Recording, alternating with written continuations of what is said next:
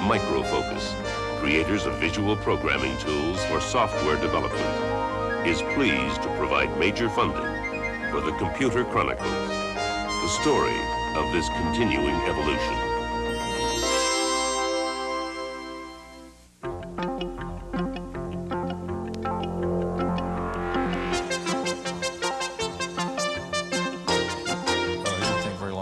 Did he? No. We knew that was going to happen.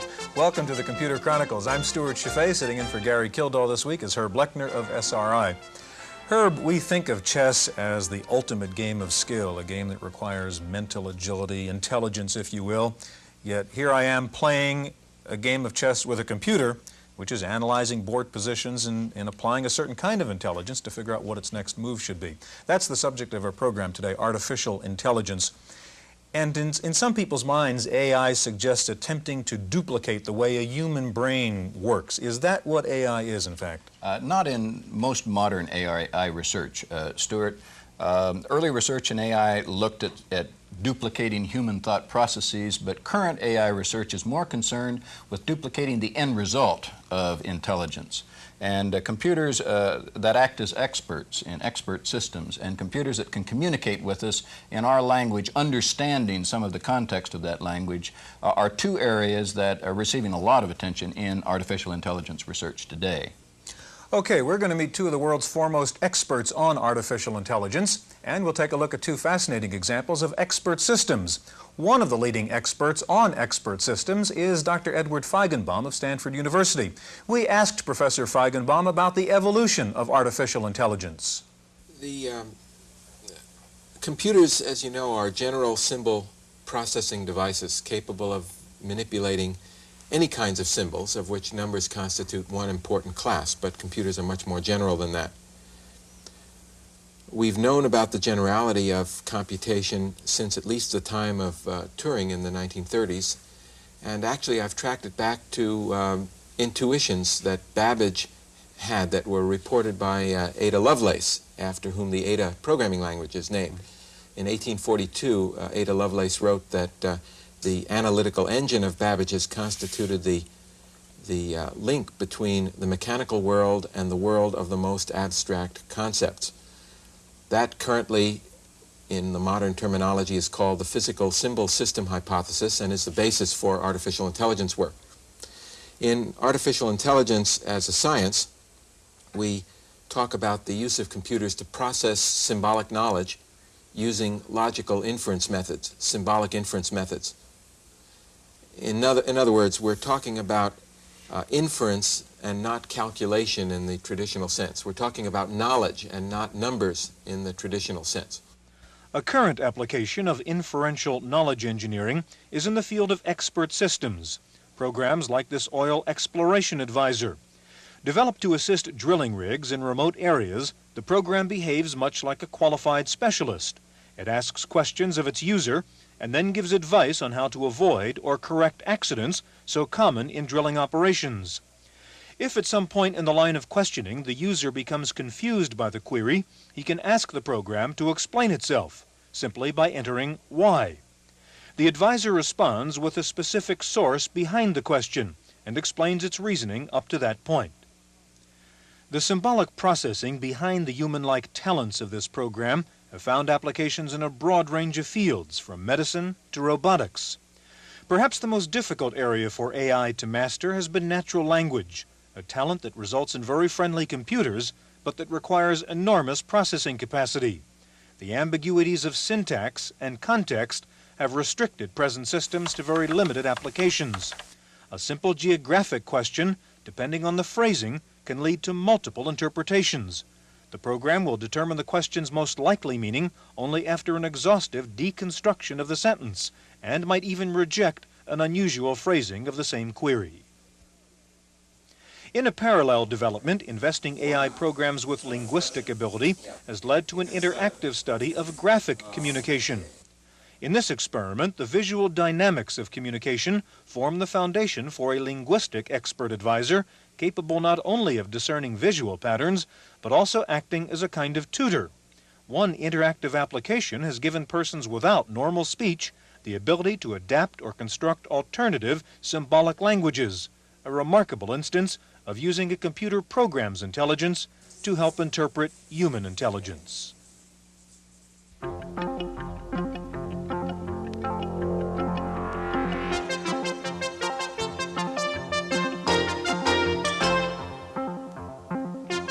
Joining us now is Jeffrey Perrone. Jeffrey's a management consultant involved in expert systems for micros, and Niels Nielsen, director of the Artificial Intelligence Center at SRI International. Herb. Niels, could you kind of help us scope the field of artificial intelligence as it exists today? Well, I'll try, Herb. It's a broad field. If you ask many of different people what constitutes artificial intelligence, I think you'd get a lot of different answers. For me, I think it concerns mainly the putting of knowledge into computer programs, so that the programs then can solve certain problems which humans find somewhat easy, or perhaps intellectual challenges sometimes. And the knowledge that one puts in is knowledge that's represented in a particular sort of way. So the idea is that it's just not smarter programs that do artificial intelligence programming. It is some difference in techniques that they use relative to what ordinary programmers. Well, there's a part of computer science that artificial intelligence is concerned with that does, in fact, involve a certain body of techniques that are a little different, perhaps, than what goes on in the rest of computer science. Jeffrey, Niels is involved in the research end of AI, and you're involved in some of the applications. Are we at the point today where we can apply AI? Absolutely, Stuart. In what ways?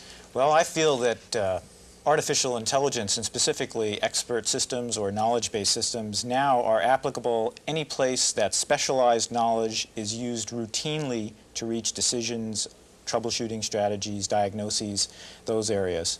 So I kind of think of it as something where we've reached a watershed where it is no longer very expensive or very difficult for individuals with no technical background to build systems and apply them usefully. And you distribute a system which is an expert system and also helps one build expert systems. Is that correct? Right. Well, actually, it's a tool for generating particular expert systems applications in virtually any area where there is that routine use of special knowledge. And it runs on microcomputers. Right. It runs on the IBM personal computer and a number of other compatible microcomputers. Do you use the same techniques in this system that Niels was referring to are used in systems that might run on larger equipment? It uses some of the same ideas, and it has its own unique approach as well. One of the specific areas where this is a different sort of program is that instead of requiring explicit statement of rules to build a system, it only requires examples of previous decisions, previous tasks, previous diagnoses to build the systems. And that's going to break through, I believe, the knowledge engineering bottleneck mentioned by people like Edward Feigenbaum in building these systems. Jeffrey, you have Expert Ease, your system up here, and show us the demonstration. Sure. Okay. Well, this is a particular application generated with this system, and it was generated by an anesthesiologist, Hilary Don, and myself. And what it does is it makes diagnoses for breathing or airway problems. The first question here that it asks the naive user is, when was the onset of the problem? And I'll answer days. It then will ask, what's the quality of the stridor, which is a rasping sound made when one's breathing, kind of a sort of sound. And let's say that the quality is moderate. Who would use this system, a doctor? Or this might be used by a physician's assistant to screen patients for perhaps further fine-tuning by someone with more expertise. Is the patient drowsy? Let's say no. Are there any predisposing factors to developing stridor, prior events that might lead to this condition? Let's say yes. And it comes up with, consider the diagnosis of intrathoracic tracheal stenosis. Now, I'm not a physician, so I don't know exactly what that means, but that gives you an idea of how it might lead to a particular diagnosis. Now, what I'd like to do is I'd like to show you a trivial example called Sunday, which actually comes with the manual for the program as a tutorial, essentially. Now, Sunday is a model of deciding what to do on a Sunday afternoon. How are you going to spend your time? And consists of a couple of questions, multiple choice questions like you've just seen, and those would be answered. So now what I'm going to do is run the query system. And it asks, do you have your family with you? Let's say yes.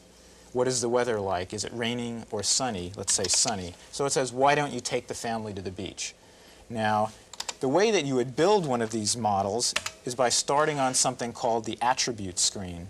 The attribute screen is where you sketch out the dimensions of the particular problem or situation. Now here the attributes are weather and family, and there's the advice column, which would be the result of a particular decision. What size matrix can you do on that? Okay, you can actually do, in any particular problem, 31 attributes and up to 255 values per attribute. And those can then be chained together, so you can do very large models, just limited by the size of your disk storage, essentially. The values, such as raining and sunny, could be thought of as answers to the question represented by the attribute. Once you've done a preliminary sketch of this sort, you then go to something called the example screen. And on the example screen, you enter in examples of previous decisions. Now, this was developed by Dr. Donald Mickey in Edinburgh, based on the idea that information is communicated by experts or masters to their apprentices in the form of examples or cases. So here you see, horizontally running across the screen, answers to those questions. Raining, yes, we're with the family. The advice would be go to the museum. And the next case would be if it's sunny and I was with the family, then I would go to the beach. And the third case there consists of an I don't care what the weather is like. If there's no family with me, then I'm going to go fishing. Jeffrey, you described this obviously as a trivial example, this Sunday one, but in general, do you have the capacity within a PC to seriously approach this kind of problem solving? Yes, you can do quite significant things. As a matter of fact, I've recently been speaking with the Whole Earth Software Review people about doing some systems to recommend software, such as word processing programs or communications hardware, modems, that sort of thing. Niels, I want to ask you what I hope doesn't sound like a dumb question, but kind of what's the point? Why do we develop something like this kind of system? Is it to replace the doctor, say, in the diagnosis situation? What is the end result of this? Well, I think there'd be a lot of uses of systems like this. I think the present ones actually do have a lot of brittle features that perhaps might limit their utility at the present time. But in the long run, that is 10 years, 20 years, something like that, these kinds of systems, I think, will be quite generally useful in a wide range of settings. First of all, the knowledge that these systems contain, at least we hope to put in the knowledge of world-class experts, people who know so much about the field that there might only be 5 or 6 of them in the whole world who know that much. Now, there can be some pretty good practicing people who nevertheless aren't quite as good as the world experts in a particular subject. So it helps us spread the knowledge of an expert around a good deal in a way which can be copied quite easily. Okay, in just a moment we're going to meet the man who invented the term artificial intelligence, and we'll see a demonstration of knowledge engineering. That's coming up next.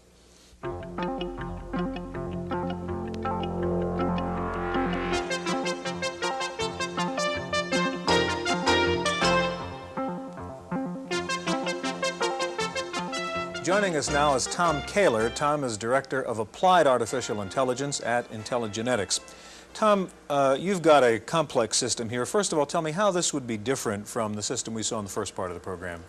Well, one way is that it's different is that we can develop a graphics environment which connects to the underlying knowledge bases so that the user really is just fooling around with meters and valves and objects that they're used to. Here, for example, if we look at this levelometer, we can just point to it. Before you get to that, what's the environment we're looking at here? Oh, this is the key system, the knowledge engineering environment, and we have knowledge bases hooked up to a control panel right here at the moment, and it's just a little example to show you how we can hear a control panel of what? This could be a control panel, say, to a nuclear reactor, okay, or to an instrument, or any other kind of operational device that you would want to work with. And here, for example, we're just changing the value of a meter, and notice that it's generating a strip chart showing the time course behavior. Another thing we can do with these kinds of panels is we can go in and look at valves, and we can affect the valve whether it's open or shut. Now, what's important about this is affecting an underlying knowledge base, which will then apply heuristics and decision-making procedures to the system. Can you show us that, how you can go to the part? There you go. We solve a problem. Well, what we see underneath here now is a knowledge base for a nuclear reactor. and we can have a representation of the components of the nuclear reactor as well as a representation of the decision-making behavior that would be carried out by the expert. And what you will see here is that it's both possible to use rule-based reasoning as well as representation of the underlying knowledge. One of the first things we'll do here is just take a look at how we could test the hypotheses of a particular accident situation. And we just point to test hypotheses and activate it here. And what we see the system doing is going through a decision-making process where it's accessing the underlying knowledge base, looking at the various states of the components. And by the way, the states of these particular components can be accessed directly into the instrument or into the nuclear reactor. Now you can actually interrogate the system and ask it what course of logic is it following. Is that correct? That's right. Right now it's come up and asked the operator a question. Is it true that the steam generator level is decreasing? So we can say, why is this being asked? And it will explain to us that it's doing it in order to prove that the steam generator inventory is inadequate. We will then give it an answer, and it goes on to reach a conclusion. Okay, Tom, this system runs in Lisp. Why is Lisp the right language for an AI application? Well, one of the reasons that Lisp is so important is that you need to have very powerful symbol manipulating capabilities. Decision making is primarily a symbolic activity. Knowledge representation is primarily symbolic, and you need that kind of capability. Okay, thank you. Herb. John McCarthy has joined us. John is a professor of computer science at Stanford University and one of the pioneers in the field of artificial intelligence. Among his other accomplishments, he invented Lisp, the language that Stuart just referred to. John, why did you invent Lisp? Well, for artificial intelligence work, the kind of thing that they are doing here. What are its characteristics that make it different than some other language as applied to artificial intelligence? Besides the ones that Tom mentioned, one of its important characteristics is that its programs and are in the same format as its data, so that it is easy to make programs that produce programs and look at programs. So it allows us to deal with facts and logic more than numbers. That's correct. I guess it's on everyone's mind when we talk about smart machines. How smart can machines become? What are the limits of artificial intelligence? Well, I see no limit short of human intelligence, and then with faster machines one could do the equivalent that a human could do in a short time in a very long time. Niels, what's your thought on that? How far can we go with this? Well, I'd separate some of the problems that we're facing in order to make machines more intelligent into about three different varieties. We've heard a lot about how important knowledge is, and one of the important things about knowledge is what knowledge should be represented in a program. And some of the difficulties that we're having in making programs smarter is that we're not sure exactly what it is we want to tell those programs about certain subjects. Another category is, once we figure that out, how do we represent the knowledge in the computer itself? And certain kinds of knowledge is proving a little difficult for us to represent it. The third category has to do with how that knowledge is used, and certainly there's various activities there that have been rather successful, but other things that really have to be done yet. Is there a frustration level in this field in that there's a lot of hope of what you can do with something like AI, but yet, as you've pointed out, Niels, it seems harder perhaps than one thought to really put this into a practical application? John? Well, there is a certain level of technology in artificial intelligence today, and many people are making applications based on this technology. On the other hand, something that Niels said earlier rouses a thought in me. He said that we can put in the knowledge of a world-class expert, and that's indeed true. We can put in the knowledge of a world-class expert, provided it fits into the format that the present programs allow, namely of the kind, if this is true, then do that. But more general kinds of knowledge that are used in a sort of vaguer way are sometimes harder to put in. Say, in the medical diagnosis area, at the beginning of the program, we had a simple example of medical diagnosis. There were several systems developed, and yet there were problems, in fact, in using that. What were those problems? Well, I'm not sure what were the problems of those specific systems. However, to take a medical example, one can make a definition that a container is sterile if all the bacteria in it are dead. However, this piece of knowledge is not used in a special way to determine whether a container is sterile by examining each of the bacteria. It's used as part of more general facts, like if you heat the container enough, then the bacteria will be all killed, and the fact that if the container is not sterile and you empty it out onto a culture medium, then you'll get colonies of bacteria. And the still further fact is important, that if you leave the bacteria in food, then they will spoil it.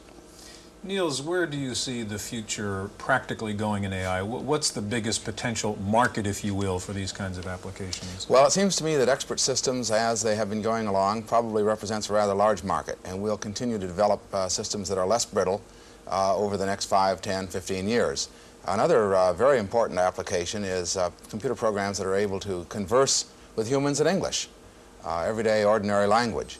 And that's going to make computers accessible to a much wider variety of people.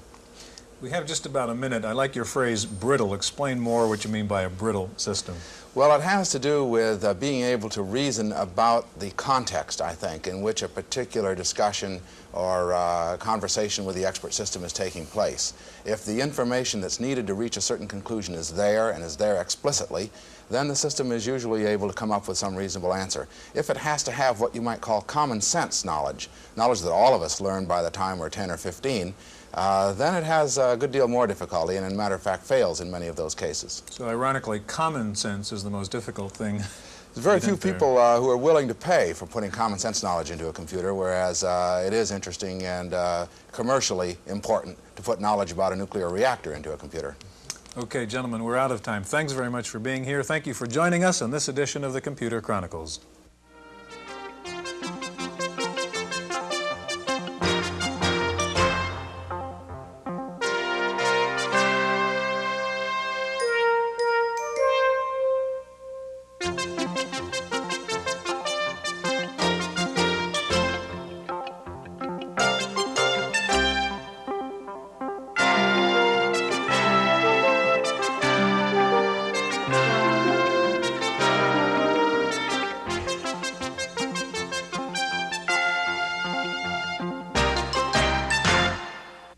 Microfocus, creators of visual programming tools for software development, is pleased to provide major funding for the Computer Chronicles, the story of this continuing evolution.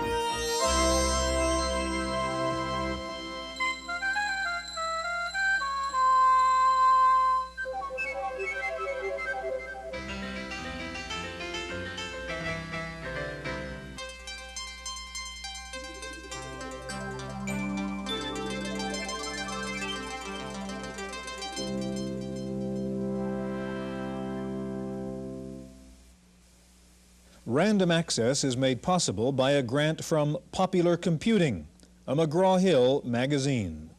I'm Susan Bimba, sitting in for Stuart Chaffee. In the Random Access file this week, the Commerce Department has made a move to stop the export of technology to countries allied with the Soviet Union, hitting the Digital Equipment Corporation with tough new restrictions on its exporting practices. Now DEC has to get individual export licenses for each sophisticated computer it ships to West Germany, Austria, or Norway. Government officials say in these countries, computers can be easily diverted to the Eastern Bloc countries. Several months ago, one of DEC's computers was intercepted en route to the Soviet Union, but the company was found to be blameless in the incident. Despite a strong lobby by the high-tech industry, President Reagan has given the Pentagon power to advise the Commerce Department on computer and high-tech exports to all foreign countries. The Pentagon already had the right to advise about applications for exports to communist countries. The Pentagon feels its input would help cut down on the number of computers that get diverted from non-communist countries to communist ones. The National Semiconductor Corporation could be banned from making chips for government projects. Early this month, the company admitted that over a 3-year period, it inadequately tested chips that were used on many military projects. Now the Defense Logistic Agency is investigating National Semi, trying to find out exactly who's responsible for lying to the government about the testing. Despite these problems, National Semiconductor is reporting a profit of $15.4 million for the quarter ending March 4th.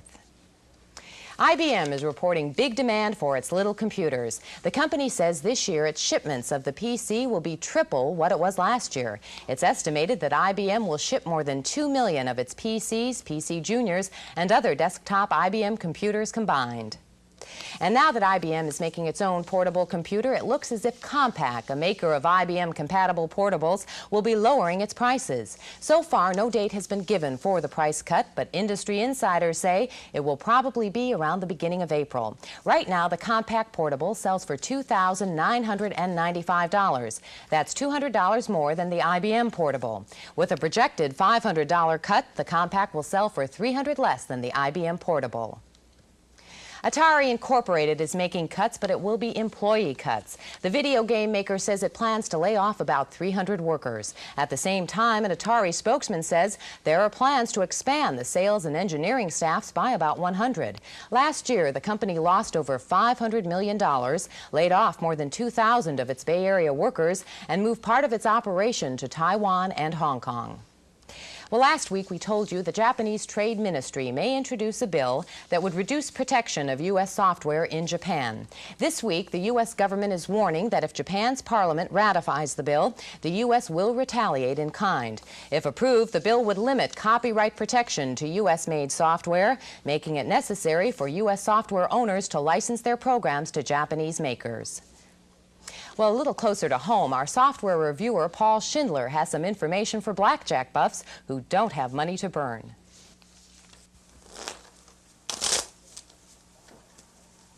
If you gamble in Nevada or Atlantic City, that's a familiar sight, the shuffling of blackjack cards, usually accompanied by the sight of your money being swept in by the dealer at the end of the round. Well, if you're tired of losing, there's a computer program for you. It's Ken Houston's Professional Blackjack. Now, it's pretty rare when the writer gets top billing when they name a computer program, but Houston deserves it. He's a former official of the Pacific Stock Exchange, and now he's a full-time gambler. Of course, some people would say that isn't much of a switch, but anyway, on a recent trip to Las Vegas, Houston was kicked out of 5 casinos after winning more than $3,000. Now, most computer blackjack games will just play blackjack with you. But the Whole Earth Software Catalog and Review says Houston's Professional Blackjack will teach you how to play the game and win using various point counting methods. The graphics are crisp, the table is green, the cards realistic looking, and the sound is good too. You can hear the cards hitting the table. Another use of sound, the program advises you on betting and card play, and it beeps at you when you goof. Ken Houston's Professional Blackjack is $70 from Screenplay in Chapel Hill, North Carolina. For Random Access, I'm Paul Schindler. Next week, Paul reviews Volksreiter Deluxe, and that's it for this week's Random Access. I'm Susan Bimba. Random Access is made possible by a grant from Popular Computing, a McGraw-Hill magazine.